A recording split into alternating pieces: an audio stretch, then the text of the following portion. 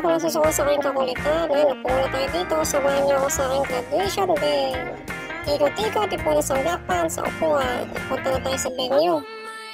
Ngayon, meron tayong mga snapping officers na pinangunahan ni Sir Rolando Victorio. At ayun, dako na nga tayo sa ating graduation ceremony. Ayan, tinawag na tayo sa stage. Lapit tayo, kasama ko ang aking napakagandang mama, Cathy.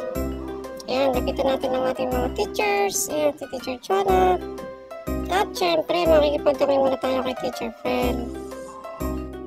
Ayan, meron nga rin pala ako nakuha mga special awards dito. Syempre, yung unang award dito, most helpful, most loyal, and most improved student. Mabait din daw ako, sabi ng aking teacher. Konting tiis na lang. After neto, ready na ako para sa kindergarten.